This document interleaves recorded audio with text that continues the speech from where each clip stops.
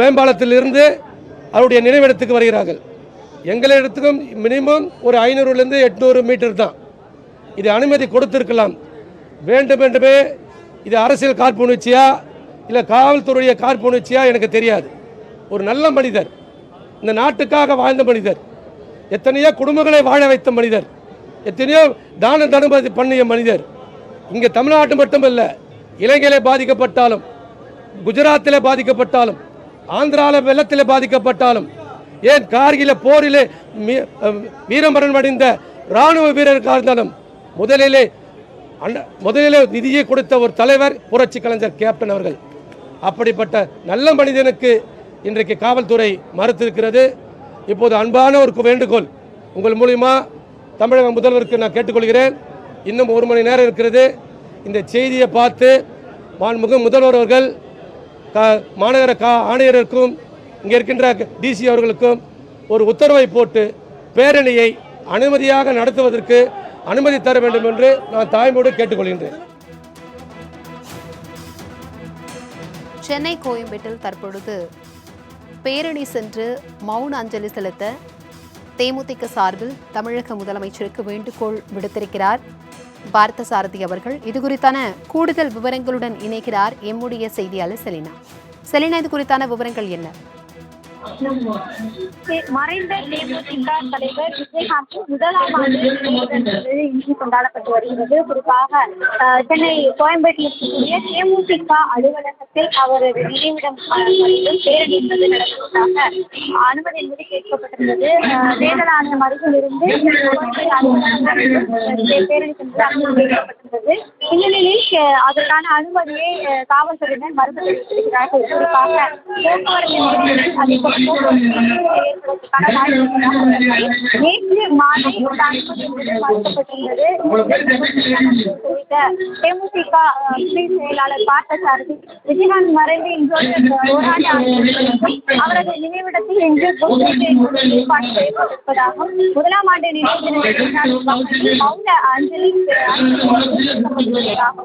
நேற்று மாலை இதற்கென்பது மறுப்பு தெரிவிக்கப்பட்டிருப்பது கண்டனம் கூடியது என்று தெரிவித்திருக்கிறார்.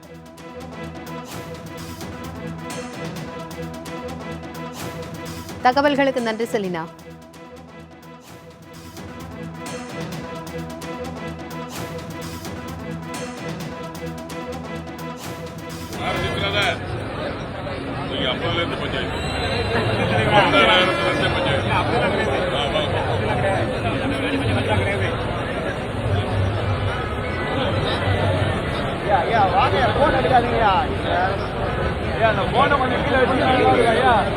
போன அப்புறம் தூக்கிடுவாங்க, ஐயா மாற்றுவாங்க.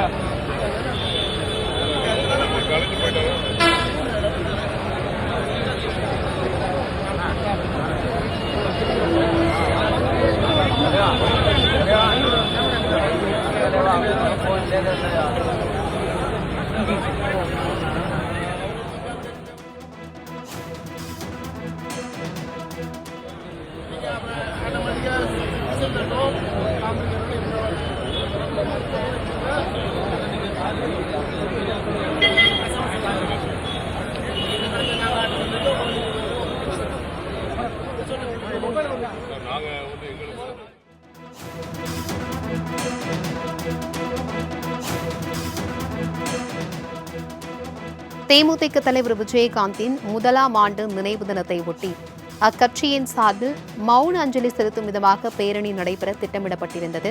இதற்கு காவல்துறை தரப்பில் மறுப்பு தெரிவிக்கவே தற்பொழுது தேமுதிக தொண்டர்கள் காவல்துறையினருடன் கடும் வாக்குவாதத்தில் ஈடுபட்டு வருகின்றனர். பேரணிக்கு அனுமதி மறுக்கப்பட்டுள்ள நிலையில் தற்பொழுது தேமுதிக தொண்டர்கள் மற்றும் காவல்துறையினரிடையே கடும் வாக்குவாதம் நிலவிக் கொண்டிருக்கிறது. இதுகுறித்தான கூடுதல் விவரங்களுடன் இணைகிறார் எம்முடைய செய்தியாளர் சுரேஷ். இது குறித்தான விவரங்களை பகிர்ந்துக்கோங்க. தேமுதிக தலைவர் விஜயகாந்தின் 1ஆம் ஆண்டு சென்னை கோயம்பேடு தேர்தல் ஆணைய அலுவலகம் முன்பிலிருந்து கோயம்பேட்டில் உள்ள தேமுதிக தலைவர் அலுவலகத்தில் அமைக்கப்பட்டுள்ள விஜயகாந்த் நினைவு வரை பேரணி நடத்த திட்டமிட்டிருந்தனர். அனுமதி கேட்டிருந்த நிலையில் காவல்துறை என்பது அனுமதி இந்த பேரணிக்கு என்பது அனுமதி என்பது கிடையாது என்றும் தெரிவித்திருந்தார்கள். அப்படி இருந்தும் தேமுதிக தொண்டர்கள் என்பது விஜயகாந்துடைய படத்தை 4 சக்கர வாகனத்தில் வைத்துக்கொண்டு அலுவலகத்திலிருந்து இங்க தேர்தல் அலுவலகம் வரை நடைபயணமாக வந்து இங்கிருந்து மறுபடியும் தேமுதிக அலுவலகம் வரை சென்று அந்த பேரணியை நிறைவு செய்ய வேண்டும் என்று இருந்தார்கள். கோயம்பேட்டில் உள்ள தேர்தல் ஆணைய அலுவலகத்தில் கூடியிருந்த தேமுதிக தொண்டர்கள் வந்து பேரணியாக செல்வதற்காக இருந்த நிலையில் காவல்துறையினர் என்பது ஒரு 100க்கும் மேற்பட்டோர் வந்து இந்த இடத்தில் வந்து நீங்கள் பேரணி என்பது நடத்தக்கூடாது, பேரணி என்பது மறுக்கப்பட்டிருக்கிற சூழ்நிலையில் நடத்துவது வந்து சரியல்ல, எல்லாரும் இங்கிருந்து கலந்து விடுங்கள், பேரணி என்பது யாருக்கும் வந்து அனுமதி கிடையாது என்று சொல்லியிருந்தார்கள். இந்த நிலையில தேமுதிக தொண்டர்களும் தற்போது காவல்துறை என்பது வாக்குவாதத்தில் ஈடுபட்டிருக்கிறார்கள். இங்கு என்பது ஒரு பரபரப்பான ஒரு சூழலும் காணப்பட்டு வருகிறது. அது மட்டும் இல்லாமல் இந்த சாலை இருக்கக்கூடிய சாலையில் போக்குவரத்து நெரிசல் வந்து ஈடுபட்டிருக்கிறது. குறைந்தபட்சமாக ஒரு 10 நிமிடத்திற்கு மேலாக என்பது இங்கே காவல்துறையோடும் தேமுதிக தொண்டர்கள் வந்து வாக்குவாதத்தில் ஈடுபட்டிருக்கக்கூடிய ஒரு அந்த காட்சியை நம்மால் வந்து பார்க்க முடிகிறது.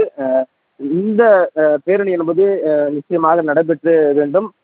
ஒரு ஆண்டுக்கு பிறகு அவருடைய நினைவு நாளை முன்னிட்டு இந்த பேரணி அமைதியாகத்தான் நடைபெறுகிறது. ஏன் காவல்துறையினர் இந்த பேரணிக்கு வந்துட்டு நீங்கள் அனுமதி தரமாட்டீர்கள் அப்படி என்று இவர்களுக்கும் தேமுதிக கட்சி தொண்டர்களுக்கும் காவல்துறைக்கும் தற்போது என்பது அந்த வாக்குவாதமும் நடைபெற்று வருகிறது. அந்த காட்சி தான் நேரில்